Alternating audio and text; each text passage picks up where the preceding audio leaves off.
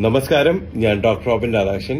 തെറ്റിക്കുന്നിൽ ശ്രീ മഹാദേവി ദേവസ്വം ഇടയ്ക്കിടം കൊട്ടാരക്കരയിൽ വെച്ച് നടക്കുന്ന പുനർപ്രതിഷ്ഠാ വാർഷികവും ലക്ഷദ്വീപവും ഈ വരുന്ന ജനുവരി 30 5:30 നടക്കുന്നതാണ്.